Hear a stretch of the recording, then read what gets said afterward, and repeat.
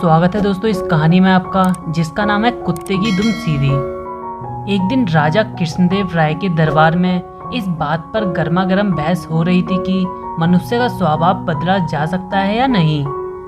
कुछ का कहना था कि मनुष्य का स्वभाव बदला जा सकता है, कुछ का विचार था कि ऐसा नहीं हो सकता, जैसे कुत्ते की दुम कभी सीधी नहीं हो सकती।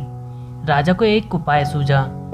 उन्होंने कहा, बात यहाँ पहुंची कि अगर कुत्ते की दुम सीधी की जा सकती है तो मनुष्य का स्वभाव भी बदला जा सकता है, नहीं तो नहीं बदला जा सकता। राजा ने फिर उपाय को आगे बढ़ाने की सोची।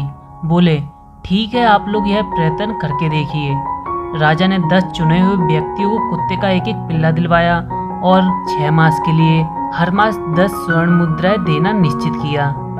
इन सभी लोगों को कुत्ते की दुम सीधी करने का प्रयत्न करना था। इन व्यक्तियों में एक तेनालीराम भी था। शेष 9 लोगों ने इन 6 महीनों में पिल्लों की दुम सीधी करने की बड़ी कोशिश की। एक ने पिल्ले की पूंछ के छोर को भारी वजन से बांध दिया ताकि इससे दुम सीधी हो जाए। दूसरे ने पिल्ले की दुम को पीतल की एक सीधी नली में डाले रखा। तीसरे ने अपने पिल्ले की पूंछ सीधी करने के लिए हर रोज पूंछ की मालिश की। छठे संजन कहीं से किसी तांत्रिक को पकड़ लाए, जो कई तरह के ऊटपटांग वाक्य बोलकर और मंत्र पढ़कर इस काम को करने के प्रयत्न में जुटा रहा। 7वें सज्जन ने अपने पिल्ले की शल्य चिकित्सा यानी ऑपरेशन करवाया।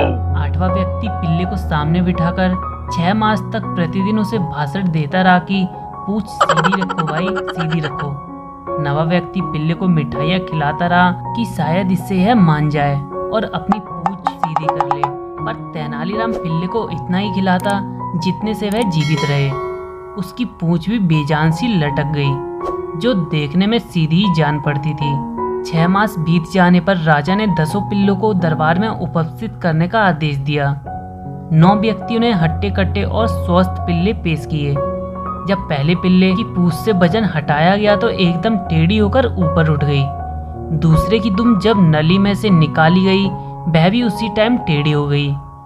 शेष 7 पिल्लों की पूंछ भी टेढ़ी हो गई थी। तेनालीराम ने अपने अधमरा सा पिल्ला राजा के सामने पेश कर दिया।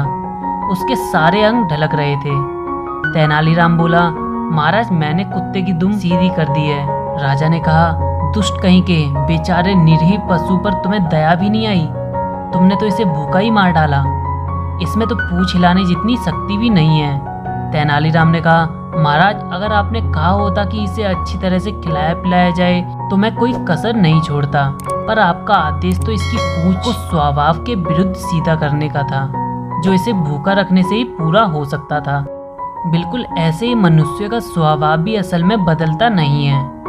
हाँ, आप उसे काल कोठरी में बंद करके उसे भूखा रखकर उसका स्वभाव मुर्दा बना सकते हैं। तो दोस्तों, ये छोटी सी कहानी आपको कैसी लगी प्लीज़ हमें कमेंट करके ज़रूर बताना, और अच्छी लगी तो वीडियो को लाइक करना और चैनल को सब्सक्राइब करना ऐसी और कहानियाँ सुनने के लिए। तो मिलते हैं अगली वीडियो में नई कहानी के साथ में। तब तक के लिए बाय, टेक केयर दोस्तों, अपना ख्याल रखना।